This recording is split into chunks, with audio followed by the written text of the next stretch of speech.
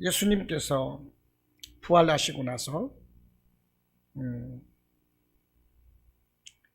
승천하시기 전에 이 땅에 계시면서 아버지께서 약속하신 성령을 너희들은 기다리라, 몇 날이 못 되어서 성령을 받으리라, 이 말씀을 하셨습니다. 그래서 제자들은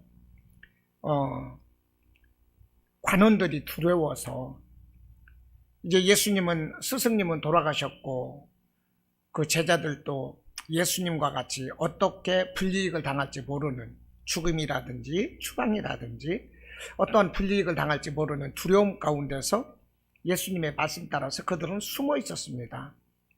그래서 숨어서 열흘간 있었는데 그곳에 성령이 임하였습니다. 그래서 성령이 임하다 보니까 두려워서 떨던 제자들이 담대한 제자들이 되었어요. 할렐루야. 여러분, 성령이 임하니까 제자들이 담대한 자들이 되었습니다. 그래서 숨어있던 자들이, 두려워서 떨던 자들이 예수님이 잡히셨을 때 나는 저 사람이 누군지 모르겠다고 예수님을 3번씩이나 부인하고 저주를 하던 그 베드로가 사람들 앞에 뛰어나가서 예수를 전하는 것입니다. 이 예수는 너희들이 십자가에 못 박혀 죽이신 예수니라. 이 모퉁이 돌이, 이 모퉁이 돌 하나로 인하여 집이 지어짐과 같이 이 산돌이신 예수 그리스도를 통해서 온 인류가 구원받게 될 것을 담대하게 제자들이 전했어요. 그런데 그때는 유대인의 명절이라 이제 유월절을 지키려고 세상 만국으로 흩어졌던 많은 사람들이 이제 절기를 따라서 예배를 드리려고 예루살렘에 몰려왔다가, 사방으로 나갔던 16개국에서 예루살렘으로 몰려왔다가 제자들이 성령을 받고 예수님을 전하니까 모든 사람들이 그 말을 다 들었습니다. 그런데 제자들이 말을 할 때, 전할 때 방언으로 말을 했다는 것입니다. 사도행전 2장에서. 방언이라는 것은 지방 사투리거든요. 각 지역의 말로 예수 그리스도는 하나님의 아들 구원자라는 사실을 전했어요. 노아에서부터 아브라함에서부터 하나님이 일찍이 말씀하셨던 그 사실이 예수 그리스도를 통해서 모든 것이 성취되었고, 구원자로 오신 예수 그리스도를 너희들이 억울하게 십자가에 못 박혀 죽였느니라, 이것을 전했던 것입니다. 이 말씀을 듣고 많은 사람들이 회개했습니다. 그래서 믿는 사람들이 하루에 3,000명이 되었대요. 그러니까 예루살렘 교회가 얼마나 부흥이 되겠습니까? 하루에 3,000명이 회개를 했어요. 우리가 어찌해야 할꼬? 회개하라. 그러면 너희에게 성령을 주시리라. 사람들이 회개하고 돌아왔어요. 믿는 남자의 수가 3,000인 것입니다. 여자, 어린아이, 노인, 이런 사람들은요 수에 넣지도 않았어요. 교회는 폭발적으로 부흥이 됐습니다. 그러다 보니까 막 사람들이 함께 모여서 함께 떡을 떼며 교제하면서 이러면서 교회가 든든히 성하는 거예요. 그러다가 이제 사도행전 3장에 와서는 그 제9시 성전에 예배드리러 베드로와 요한이 가고 있는데, 성전 미문 앞에서 한 안진뱅이가, 나면서부터 안진뱅이가, 그 사람의 나이는 40세인데 40세가 되도록 평생 가족들이 그 사람을 떼매고 성전 문 앞에 데려다 놓으면 그는 성전 문 앞에서 앉아가지고 구걸을 하는 안진뱅이였어요. 그런데 베드로와 요한이 무엇을 줄까 해서 베드로와 요한을 쳐다보고 있을 때 베드로와 요한이 뭐라고 그랬습니까? 내게 은과 금은 없거니와 내게 있는 것 곧 나사렛 예수 그리스도의 이름으로 내가 네게 준다 말씀을 했잖아요. 내게 있는 것 곧 나사렛 예수 그리스도 이름으로 내가 네게 명하노니 일어나 걸으라. 그러면서 그 40년 동안 앉아있던 그 사람의 손목을 잡아 일으키니 그의 발과 발목에 힘을 넣고 뛰어서서 걸으며 하나님을 찬미했다, 그것입니다. 40년 동안 안진뱅이로 살으면서 구걸을 했는데 그런데 베드로가 예수의 이름으로 그를 잡아 일으킬 때 발과 발목에 힘을 넣고 뻣뻣하게 굳어졌던 그 다리, 그 허리가 펴지면서 갑자기 뛰고 걷는 거예요. 그러니 얼마나 기뻤겠습니까? 전혀 기대하지 못했던 이 치유함의 은혜를 맛본 이 안진뱅이가 서서 뛰고 걸으면서 성전을 막 뛰어다니는 거예요. 성전 안에 뛰어다니면서 예수님이 나를 고쳐주셨다고, 예수님이 나를 고쳐주셨다고. 많이 기뻤겠지요? 말할 수 없이 기쁘잖아요. 우리가 몸살이 났을 때 주사 한 방만 맞아도 엉덩이 아픈 것은 뭐 문제도 안 되잖아요. 엉덩이 아픈 건 뭐 문제도 아니에요. 아이고, 엉덩이가 아프면 아플수록 주사가 좀 세다는데 좀 빨리 나을 것 같고 기대가. 몸살만 나와도 시원한데 40년 동안 안진뱅이가 나왔으니 얼마나 기뻤겠습니까? 기뻐 뛰면서 춤을 추면서 하나님을 찬양했다는 것입니다. 이 일로 인해서 예루살렘에 믿는 남자의 수가 5,000명이 되었다는 거예요. 그 안진뱅이 한 사람이 고쳐지니까 그 일로 인해서 믿는 남자의 수가 5,000이었고, 사도들이 복음을 전할 때 회개하고 주님께 돌아온 사람들이 믿는 그 사람들이 3,000명이었고, 이런 식으로 예루살렘에는 놀라운 은혜로 교회가 폭발적으로 부흥하고 성장했다 하는 것입니다. 할렐루야. 자, 이와 같이 교회가 성장을 하다 보니까 문제가 생겼어요. 그 말씀을 오늘 6장 1절에서 그때에라고 말씀을 하는 거예요. 이렇게 폭발적으로 부흥했을 그때에 제자가 더 많아졌는데, 이때 무슨 일이 일어났느냐 하면 헬라파 유대인들이 자기의 과부들이 매일의 구제에 빠짐으로 히브리파 사람을 원망하니 그랬어요. 보십시오. 예수님의 제자들이 성령 받고 복음을 전할 때 지중해 연안 16개 나라에서 예루살렘으로 하나님께 예배를 드리러 오지 않았습니까? 그러니까 지중해 연안으로 그쪽 그 세계 각국으로 예루살렘 유대 땅을 벗어났다가 다시 돌아온 사람들, 이 사람들을 헬라파 유대인이라고 부르는 거예요. 그리고 이제 예루살렘 그 유대 땅 안에 머물러서 계속 살고 있는 이 사람들을 히브리파 유대인이라고 그럽니다. 그런데 1절에서 보니까 헬라파 유대인들이 그 자기들의 과부가 구제에서 제외되는 것을 보고 나서 히브리파 사람을 원망했다는 것입니다. 왜냐하면 이제 많은 사람들이 이렇게 교회로 몰려 들어오다 보니까 예수님의 제자들이 복음도 전해야 되겠고, 그러면서 이 가난한 고아나 과부나 나그네라든지 이런 사람들을 살펴야 되는데 시간이 부족해서 이런 사람들을 살필 수가 없는 것입니다. 그러다 보니까 이 사람 저 사람 막 시켰겠지요. 뭐 이렇게 이 사람 저 사람 시켜서 일하기도 했고, 그러다 보면 그 사람들이 서로가 일할 때 히브리파 사람들이 서로가 자기 아는 사람한테 더 도움을 줬고, 팔이 안으로 굽는다고? 그러면서 아무래도 그 외국에 나갔다 온 사람들이 소외당했다는 것입니다. 헬라파 유대인들이. 그래서 히브리파 사람을 원망했던 것입니다. 그러니까 교회가 폭발적으로 발전하면서 처음에는 어떤 일이 있었습니까? 은혜로운 일이 있었어요. 서로가 모여서 떡을 띠며 교제하면서 날마다 하나님을 찬송하는 이런 일이 있었거든요. 그래서 계속적으로 이런 은혜로운 일이 있어야 되는데 나중에는 어떻게 돼요? 원망하는 일이 발생하는 거예요.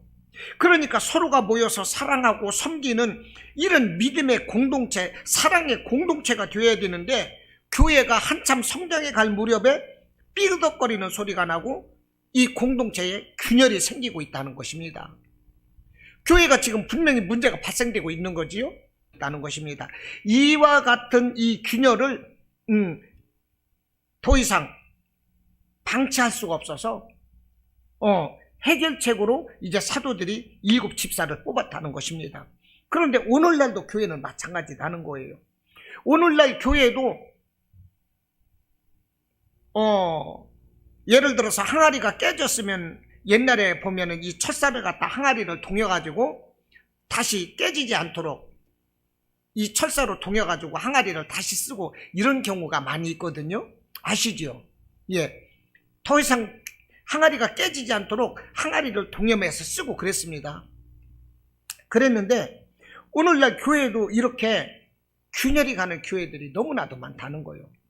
이 균열이 가지 않도록 교회에서는 조치가 필요해요. 왜 이렇게 교회가 금이 가고 막 세상 사람들로부터 손가락질을 당하고 욕을 먹고 교회 사람들이 왜 세상 사람들보다 못하는 이런 소리를 왜 듣는 것일까요? 도대체가. 그것은요, 교회에 있는 사람들이 거룩한 사람들로만 모여진 것이 아니다는 거예요. 세상에서 사기꾼도 교회에 들어오고 도둑놈도 들어오고 거짓말쟁이도 들어오고 더러는 착한 사람도 들어오고 여러 사람이 모여있는 것이 교회라는 것입니다. 이 사람 저 사람이 다 모여있는 것이 교회인데 그 교회에 있는 사람들에게 거룩한 것만을 바란다면 사실은 그것이 문제인 거예요. 그런데도 교회에 있는 사람들이 왜 거룩한 것만을 거룩해야만 되는 것처럼 세상 사람들은 그렇게 말을 하고 바라고 있는 걸까요? 그만큼 교회에 대한 기대치가 높다는 거예요. 그 사람들이 교회를 욕하고 있지만 그만큼 교회는 세상보다 깨끗하고 정직하고 인격적이고 거룩한 집단이다. 이와 같은 인식이 세상 사람들에게 있었다는 것입니다. 그것만으로도 얼마나 감사합니까? 그러나 사실 따지고 보면 세상에 잡류들이 허다하게 모인 곳이 교회라는 것입니다. 이 허다한 사람들이 모여서 하나님의 말씀과 기도와 성령으로 조금씩 변해가는 거예요. 변해가요. 이것을 성화라고 그럽니다. 죽을 때까지 성화되는 거예요. 예수님의 인품과 이 성품을 닮아가는 거죠. 이것이 성화예요. 그럴 때 교회는 거룩한 사람이고 정말로 세상 사람들로부터 존경받는 그런 집단이 이제 돼 가는 거죠. 교회는 이런 집단이라는 것입니다. 그러므로 목회자의 역량이 중요하다는 거죠. 목회자는 일반 성도들보다 더 구별되고 더 거듭나고 더 거룩하고 정직하고 인격적인 이런 모습이 되어야 됩니다. 말씀과 성령에 바로 서서 앞서가야 돼요. 그래야만이 목회자로서의 그 역량을 발휘할 수가 있습니다. 그래야 사람들이 따라가는 거예요. 그래야만이 그 인격과 영성으로 성도들을 목양할 수가 있는 것입니다. 그래서 이 목회자들은 언제나 정직해야 돼요. 말씀과 기도에 게을리해서는 안 되는 것입니다. 그래야만 성도들을 이끌어 갈 수가 있는 거예요. 성도들도 이 담임 목사가 한 말씀을 하면은요, 그것을 사람의 말로 받는 것이 아니라 사람의 말로 오해할 것이 아니라 어떻게 해야 돼요? 하나님의 말씀으로 받아야 되는 거예요. 하나님의 말씀으로. 그런데 오늘날 성도들이 어때요? 목회자 말을 하나님의 말씀으로 받으려고를 안 해요. 하나님의 말씀으로 받는 사람이 축복된 사람인 것입니다. 선포되는 이 말씀이 하나님께서, 우리 예수님께서 선포하는 말씀이다. 성령께서 내게 주시는 말씀이다. 이렇게 받으면 축복이에요. 이 말씀이 나를 막 채찍으로 때리는 것 같고 너 왜 그렇게 잘못했느냐 이렇게 가슴에 찔리는 말씀이라면 나의 잘못된 부분을 우리 성령님께서, 하나님께서 이 시간 나를 깨우쳐 주시는구나 이렇게 받으면 축복인 거예요. 그런데 지가 뭔데 나한테 그런 말을 해? 말씀으로 나를 치고 있네? 말씀으로 나를 때리네? 기분 나빠. 이러면 그 사람에게 유익이 안 되는 거예요. 이건 유익이 안 되는 것입니다. 고영순 권사님이라고 이 대전 영천감리교회고요. 거기 이제 조그마한 기도원을 하시는 이 원장님이신데 드리겠어요. 그 수술비도 자기가 냈어요. 교회에 필요한 재정이라든지 모든 것을 다 그분이 했어요. 이 고영순 권사가 이 자기 담임 목사가 이제 건축을 할 때, 성전 건축을 할 때 건축을 크게 하려고 하니까 이 사람들이 이 고영순 이 권사를 찾아와 가지고 목사님이 당신하고 친하지 않느냐, 그러니까 당신이 가서 목사님에게 얘기해라. 교회를 너무 목사님이 크게 지시려고 그런다.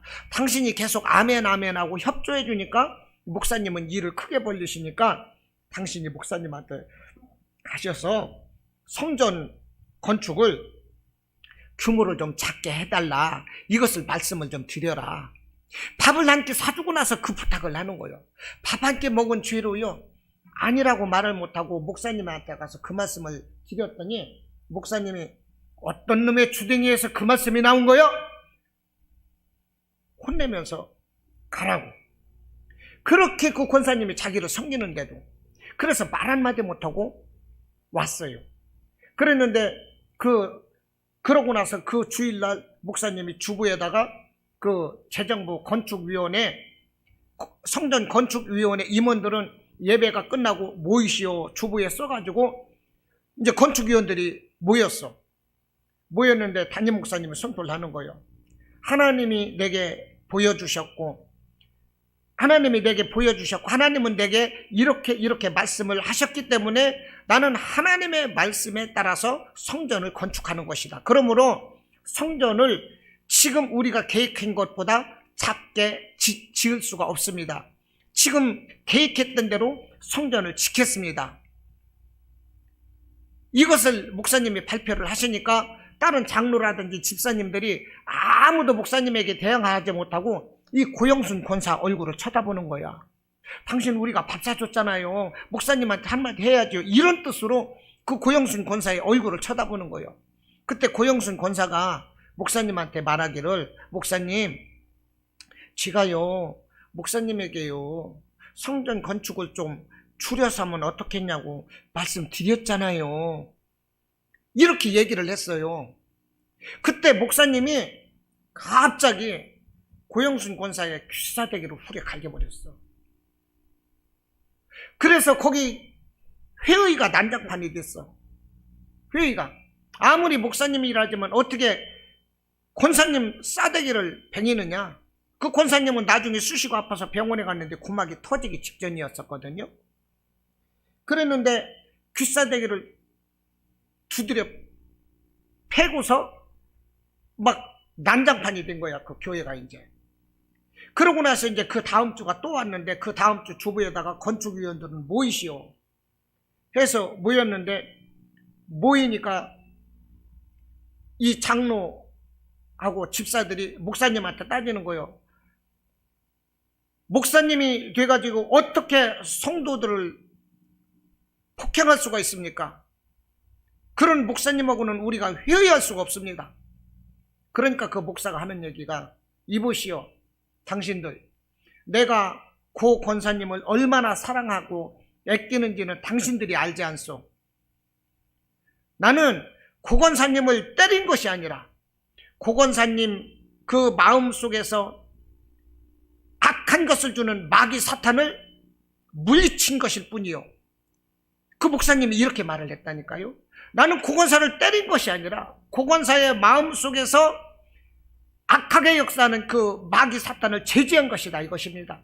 이렇게 말씀을 딱 할 때 그 싸대기를 맞은 그 구영순 권사가 무릎을 꿇고 통곡을 하면서 목사님 다리를 끌고 울었어. 목사님, 제 생각이 짧았습니다. 하나님 말씀을 받고 순종하는 목사님의 뜻을 거스른 제가 잘못입니다. 그러면서 그 자리에서 무릎을 꿇고 통곡을 하고 울자 장로들도 집사들도 일시에 그 목사님에게 대들다가 목사님 앞에 무릎을 꿇고서 다 같이 통곡을 했대요. 목사님, 사실은 우리가 시켰습니다. 우리가 밥 먹으면서 이 고영순 원장, 이 권사를 시켜서 그렇게 해달라고 우리가 시킨 거지, 고 권사님은 아무 죄가 없습니다. 그러면서 이 장로 집사들이 다 같이 무릎을 꿇고 목사님 앞에서 함께 울었다는 거예요. 여러분, 이것이 무엇입니까? 하나님이 주시는 말씀으로, 주의 종이 선포하는 말씀을 하나님이 주시는 말씀으로 받았다는 것입니다. 이것이 바로 성령 받은 교회의 참 모습이 되어야 돼요. 정말로 목회자가 이런 권한을 가지고 목회를 해야 돼요. 성도들은 그런 목회자를 말씀에 순종해야 하는 것입니다. 그러기 위해서 목회자는 더욱더 말씀을 연구해야 되고 기도해야 되는 것이고 정직해야 되는 거죠. 그렇지 않고서는 그렇게 될 수가 없는 거예요. 자, 오늘 이제 교회가 이제 7집사가 세워졌습니다. 7집사로 세워진 것은요, 놀라운 두 가지의 은혜가 있습니다. 이것은요, 리더십의, 그 각자가 가진 리더십을 적절히 분산해서, 이 교회의 사역을 전문화했다는 것입니다. 교회 목회 사역을 전문화했다는 거예요. 이 광야 생활할 때, 모세가 재판을 할 때, 이 애굽에서 출애굽을 해서 시내산에서 40년 동안 있으면서 이제 사람들을 재판을 하는데, 이 국민들이 200만, 300만 명 이상이 되는데, 그때 재판관이 없었습니다. 재판관은 오직 모세 한 사람이었어요. 많은 사람들이 모세 앞에 나와서 재판을 하는데, 새벽부터 밤 늦도록 재판을 해도 재판이 끝나질 않아요. 모세가 혼자 다 하다 보니까. 이때 모세의 장인 이드로가 모세를 찾아와서 그 모습을 보니까 너무나도 한심을 한 거야. 그래서 장인이 말을 합니다. 이복의 사위, 자네 그렇게 하다가는 다 일을 효과적으로 원만히 처리할 수도 없을 뿐더러 오히려 사람이 지치기만 한다 이거죠. 그래서 그 장인이 말을 하기를, 자네 밑에 1000부장을 두고 100부장을 두고 50부장을 두고 10부장을 둬라. 그렇게 해서 처음 소소한 재판은 10부장에게 하고, 10부장에서 안 끝나면 50부장에게 올라오고, 50부장에게 안 끝나면 100부장으로 올라오고, 이것이 1000부장에게 올라오고, 여기서도 해결이 안 되는 건 그때 자네가 재판을 해라 이것입니다. 출애굽기 18장의 말씀인 거거든요. 이렇게 해가지고 단계별로 이제 이 재판의 그 단계를 세운 거죠. 이것이 오늘 이제 이 사법재판의 이 근간이 되는 것입니다. 1심, 2심, 3심이 있잖아요. 마지막 대법원 항소가 있잖아요. 바로 이런 거에서 비롯된 거거든요. 모세도 이때 이제 그 1000부장, 100부장, 50부장, 10부장을 두는 이런 제도가 있었듯이 교회를 달란트에 따라서 전문화했다는 거예요. 그래서 섬김과 구제와 봉사는 집사들이 하고, 예수님의 사도들은 오로지 기도하고 말씀 전하는 일에 힘썼다는 것입니다. 그럴 때 교회는 왕성해 가고 더욱더 부흥했다는 것이죠. 또 하나, 이렇게 교회 사역을 전문화하다 보다 보니까 예수님의 사도들은 어떻습니까? 구제와 봉사에서 자유할 수가 있게 되는 거예요. 그래서 많은 시간을 가지고 더 기도하고 말씀 사역에 힘썼다는 것입니다. 그러다 보니까 오늘 7절에서 교회가 더욱더 부흥하고 교회를 핍박하던 허다한 제사장들까지도 복종해 갔다는 것입니다. 그런데 오늘 개척교회는 어떻습니까? 이런 제도가 없어요. 개척교회는 이게 안 되잖아요. 개척교회는 이게 안 되는 거예요, 정말로. 그래서 이 개척교회도 정말 어서 이 달란트를 가진 직분자들이 있어야 돼요.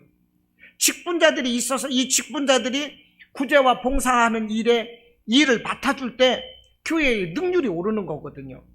그러면서 목회자는 목회만 하게 되는 거예요. 그런데 교회가 어떻습니까? 작은 교회일수록 합력해서 선을 이루는 것이 아니라 작은 것 하나에도 작은 교회일수록 시비 걸고 원망하고 불평하고 시험 들고 그래서 떠나고, 좀 교회가 될 만하면 시험 들어서 떠나버리고, 이 작은 교회, 이런 것이 너무 많잖아요. 큰 교회에서 적응하지 못하는 사람들이 또 작은 교회에 오는 사람도 참 많아요. 그래요, 안 그래요? 적응하지 못하고 옮기고 오는 사람들이 작은 교회로 오는 사람들도 많아요. 그래서 한 가족이 되고 이제 적응되고 할 만하면 또 뭔가가 잘못되고 내 마음에 안 맞으면 또 하나 되지 못하고,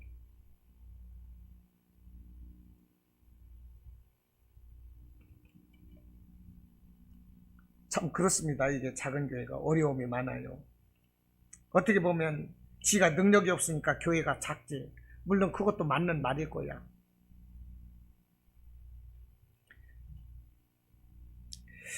우리는요, 이 교회가 목사의 것이 아니라 하나님의, 우리 주님의 피값으로 세우신 교회거든요. 할렐루야. 이것을 우리가 알아야 돼요. 자, 우리가 이 직분이 뭐냐? 직분을 어떻게 감당해야 되느냐? 베드로전서 5장 2절로 4절은요.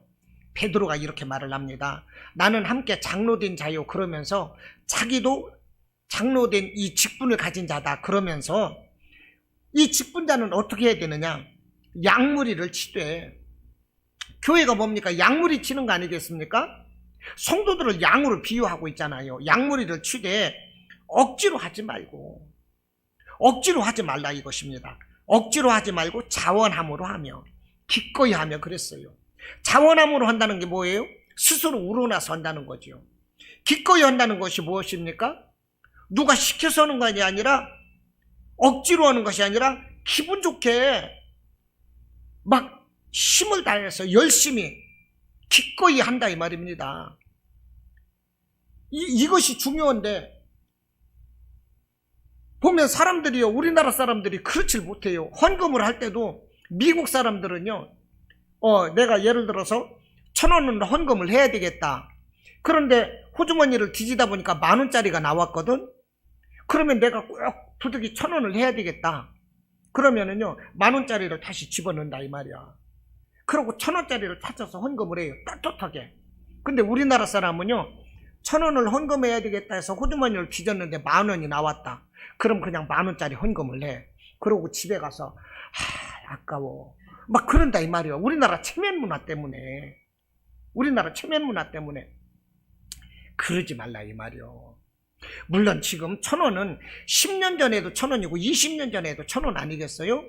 그렇기 때문에 꼭 1,000원짜리를 갖고 온다는 건 그것도 사실 문제가 되는 거지요. 그 자기 믿음대로 하는 거지요. 예. 그런데 아무튼 간에 그렇다는 얘기입니다. 그런데 억지로 하지 말고 자원함으로 기쁘게 하라 이 말입니다.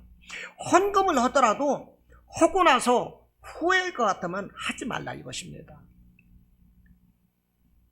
제 솔직한 얘기요. 헌금을 하고 나서 후회할 것 같으면 하지 마세요. 하고 나서 기쁘지 않고 집에 가서 싸울 것 같으면 하지 마세요. 제 솔직한 얘기예요. 기쁘게 해야 되는 것입니다. 하나님은 자원함으로 내는 사람을 하나님은 기쁘게 하시고 기쁘게 그것을 받으신대요. 억지로 하거나 누가 시켜서 마지못해 하는 것은요, 나는 나대로 헌금을 했지만 하나님은 기뻐하시지 않는다는 것입니다. 그러므로 헌금을 하더라도 기쁘게, 그렇게 해야 하나님도 그 헌금을 받으시는 거예요. 억지로 헌금해서 하나님이 받지도 않으면 그거 무슨 소용이 있겠습니까?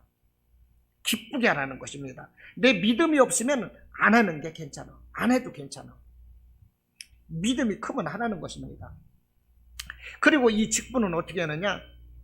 계급이 아니다 이 말입니다. 계급이.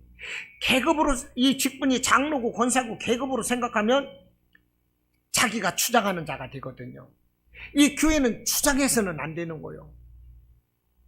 내가 높아지고자 하는 마음, 주장하는 마음이 있으면요, 교회는 깨집니다.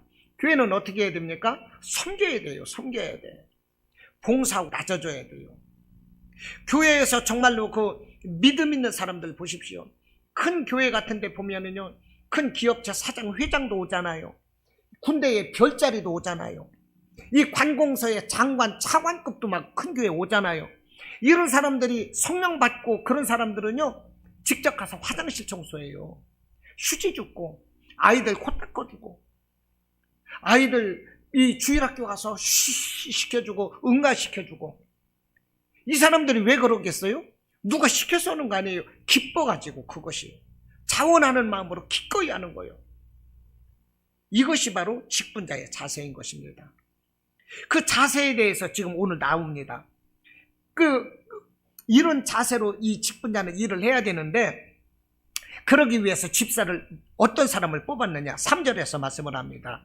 형제들아, 너희 가운데서 성령과 지혜가 충만하여 칭찬받는 사람 7을 택하라 그랬어요. 누구입니까? 성령 충만한 사람. 그 다음에 누구예요? 지혜가 충만한 사람. 그 다음에 누구입니까? 칭찬받는 사람. 할렐루야. 그러니까 이 집사의 자격이 무엇입니까? 성령 충만해야 되는 거예요. 할렐루야. 그 다음에 뭡니까? 지혜로워야 돼요. 그 다음에 뭐예요? 칭찬받아야 돼요.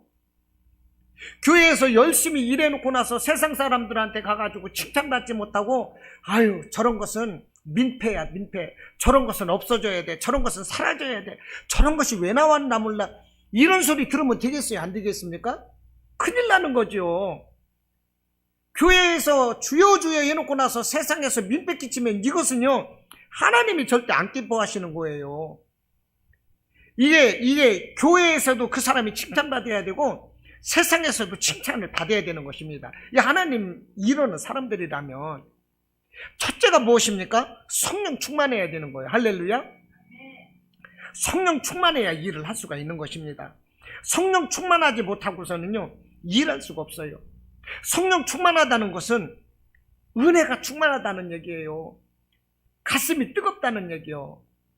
뜨거워야만이 교회를 위해서 기도할 수가 있는 것이고, 뜨거워야만이 내가 하나님의 몸된 교회를 위해서 내가 무엇을 헌신하고 충성할 수 있을까, 이런 마음을 갖게 된다니까요. 내가 뜨거워야. 할렐루야. 이것이 바로 성령 충만이다 하는 것입니다. 성령 충만할 때 그 사람의 믿음이 뜨거운 거예요. 성령 충만하면 예배 안 빠집니다. 할렐루야. 성령 충만하면 예배 안 빠져요. 예배 드리고 싶고. 성령 충만하면 어떻게 되는지 아십니까? 목사님이 보고 싶어요. 할렐루야. 성령 충만하면 목사님 보고 싶고, 사모님 보고 싶고, 교회 식구들 보고 싶고. 내가 그랬다니까요. 옛날에 내가 그랬다니까. 성령이 충만해지니까 아이고 하나님 어떻게 나 같은 놈을 성도로 부르셨습니까? 내 죄만 보이는 거예요. 내 죄만. 은혜를 받고 나니까 내 죄가 이렇게 컸었던 거야. 아니 나 같은 사람을 어떻게 하나님 불러주셨지? 목사님 사모님 보니까 너무나도 고상하고, 어머나 최 선생님 이러는 사모님을 보니까 막 가슴이 막 녹아나. 아이고 우리 선생님하고 성도들이 막 나를 대해주는데 그 사람들만 앞에 가면 너무나도 행복해.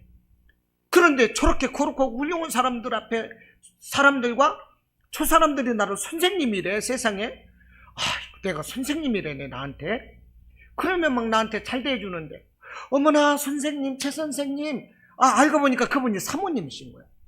목사님도 보고 싶고 사모님도 보고 싶고 성도들도 보고 싶고, 은혜가 받으니까. 회사 가면서도 새벽 예배 꼭 가서 예배 드리고, 막 회사 시간 달랑하게 그때까지 마지막까지 기도하고 뛰어가는 거야. 비조 근무 들어갈 때도 최대한 교회 앞에서라도 있다가 사람들 만나고 직장회를 가고, 그러면 막 너무나도 행복해요. 성령 충만하면 예배 드리고 싶어요. 목사님이 보고 싶고 사모님이 보고 싶고 성도들이 보고 싶고. 할렐루야. 성령 충만하니까요 평신도 때 아무것도 아닌데도 막 기도하고 싶은 거야. 기도하고 싶은 거예요. 수요일날 금요일날 기도 순번자가 빠질 때가 많거든요. 보면은요, 아니 하나님께 예배를 드리는데 이 대표 예배 기도자들이 기도자들이 왜 안 나오지? 목사님이 이 예배를 드리시다가 누구를 기도를 시키실까? 목사님이 막 안절부절 못 하시는 거야. 누구를 예배를 시켜야 될지. 이 기도자가 안 나와가지고. 그 사람이 많은 데서도. 그러면 막 내가 항상 그랬어요. 하나님, 아니 왜 도대체 예배 순서자가 기도한 사람이 도대체 왜 안 나온 겁니까? 도대체 하나님, 기도할 자가 왜 안 나옵니까? 하나님께 이렇게 대표 기도하는 것이 얼마나 영광스러운데 이 사람들이 왜 안 나와요? 막 애간장이 녹아나는 거예요. 평신도 때인데도요. 저는 막 그랬어요. 그런데 어느 날은요, 수요일인데도 한 300명 되는 교회니까 한 수요일 금요일인데도 30명에서 적어도 50명은 적어도 될 거 아닙니까? 하루는요, 누구 기도하세요 안 하고 성령에 감동되시는 성도님 기도해 주십시오 이러시더라고요. 그런데도 아무도 기도를 안 하는 거예요. 아무도. 막 마음이 너무 아파요. 그런데 제가 평신도 때 제가 일어나서 기도했어요. 그래서 살아계신 하나님 아버지, 막 그렇게 제가 기도를 했어요. 막 성령 충만하게 막 기도를 하고 나니까 너무 자랑스럽고 뿌듯하고 너무 행복해. 저는 막 나중된 자가 먼저 된다고요? 저는 워낙 뜨거워가지고 그 세례 학습을 받아야만이 세례를 받거든요. 학습을 안 받고 저는 세례 먼저 받았어요. 세례 받고 바로 성가대하고 교사하고 재정부 직원이었고 다 했어요. 그러면서 막 산기도 다니고 일주일에 한 3번씩 산기도 다녔어요. 이게 바로 성령 충만한 겁니다. 성령 충만해요. 누구한테 미루어서는 안 되는 거예요. 주님을 위해서라면. 성령 충만하지 않으면 작은 일에도 막 시험 들고 원망하고, 그 왜 그런 겁니까? 그게 나만 손해인 거예요. 그게 나만 손해. 우리가 열심을 낸다고 그래서 그 사람이 다 믿음이 있다고 보면 안 돼요. 열심을 내는데 성격이 안 좋은 사람이 있어요. 작은 일에도 막 부르르 막 하고 막 싸우러 대들고, 성격이 개떡 같으면 그 믿음도 똑같은 거예요. 그 사람이 얼마나 주님을 사랑하느냐, 얼마나 믿음이 있느냐, 이거는요 얼마나 예수님을 사랑하느냐, 교회를 사랑하느냐, 예배를 사랑하느냐, 성도들을 사랑하느냐, 이것을 보면 알아요. 이 사람은 성령 충만한 사람입니다. 또 이게 이 집사를 뽑을 때 누구를 뽑았습니까? 지혜가 있는 사람을 뽑았어요. 하나님은요 성령 충만한 자에게는 지혜를 주십니다. 솔로몬에게 지혜를 주셨잖아요. 할렐루야. 지혜는 하나님이 주시는 거예요. 지혜는 하나님이 주시는 거. 지식과 지혜는 다릅니다. 지식은 현실적인 것을 바라보는, 이것이 지식입니다. 지혜는 과거와 현재와 미래까지도 내다볼 수 있는 이 안목이 바로 지혜입니다. 이게 바로 지혜인 거예요. 그런데 하나님은 지혜를 주셔요. 성령 받은 사람은요, 기도하고 말씀 받은 사람은요 언제나 지혜로워요. 그래서 지혜롭게 처신합니다. 다른 사람에게 언제나 은혜로워요. 다른 사람을 아우를 수가 있어요. 믿음 없는 사람들을 이끌고 나갈 수가 있어요. 이게 다 지혜예요. 지혜. 성령 충만하면 다 되는 거예요. 성령 충만하면 지혜를 주시듯이, 지혜를 주시면 우리에게 당면한 문제들을 그냥 쉽게 척척척척 해결해 나가요. 이게 지혜로운 사람들이라니까요. 우리가 성령 충만할 때 하나님은 이렇게 지혜를 주셔서, 아, 이때는 교회를 이렇게 해야 되겠다, 이런 문제가 있으면 내가 이렇게 해야 되겠구나, 이런 마음을 주시지 않습니까? 이게 지혜인 거예요. 지혜. 예, 여러분, 지혜도요 지혜의 은사, 지식의 은사가 있거든요. 은사인 것입니다. 우리가 지혜도 하나님께 구할 필요가 있어요. 하나님, 내게 성령의 충만한 은혜를 주시고 지혜를 주시옵소서. 지혜를 주세요. 하나님의 뜻을 깨달을 수 있도록 지혜를 주세요. 내가 충성할 수 있도록 지혜를 주세요. 하나님, 내가 감당하기 원합니다. 어떻게 해야 되겠습니까? 이런 지혜를 우리가 구해야 돼요. 시간이 너무 없어요 지금. 그 다음에 마지막은 무엇입니까? 칭찬받는 자가 되어야 된다는 것입니다. 칭찬받아야 돼요. 그러려면 내가 먼저 매사에 본을 보여야 되는 것입니다. 칭찬받는 사람은요 성품이 좋아요. 인품도 좋고 훌륭해요. 언제나 실천적인 사람입니다. 이런 사람들은 칭찬을 받는다니까요. 정말 우리는 하나님께 칭찬받아야 됩니다. 제일 중요해요. 그리고 우리 믿음의 동역자들로부터 칭찬받아야 돼요.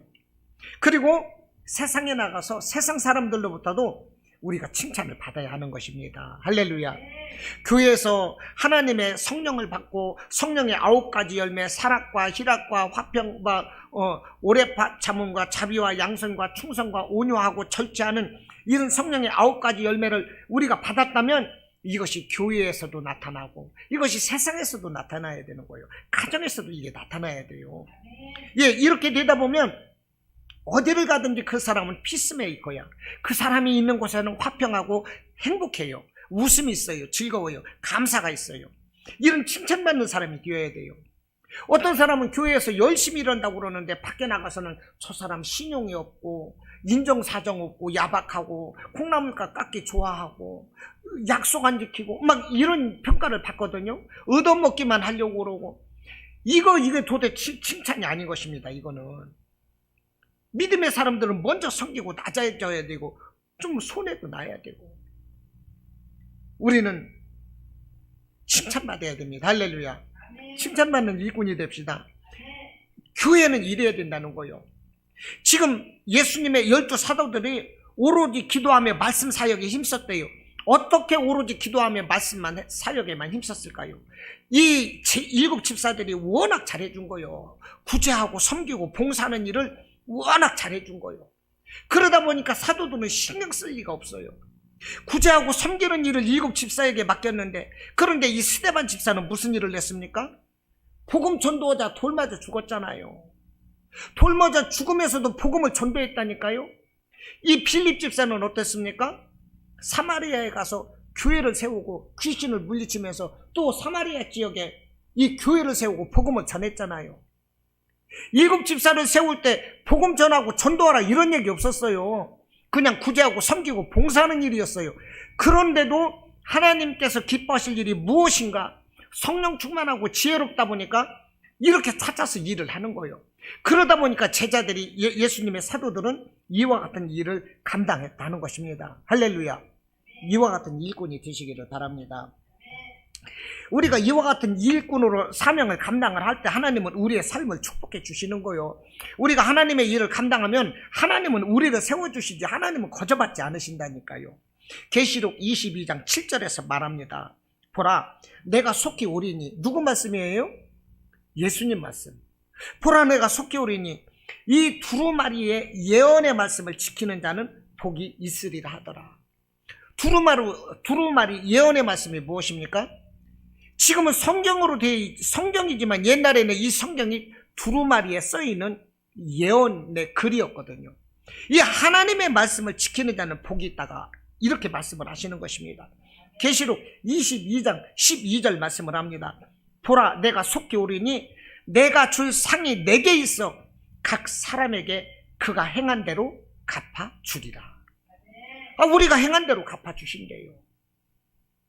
우리가 생명을 우리가 주님께 드리면 우리의 생명이 천국에 있는 것입니다. 우리가 물질을 주님께 드리면 우리의 물질이 천국에 있는 거예요.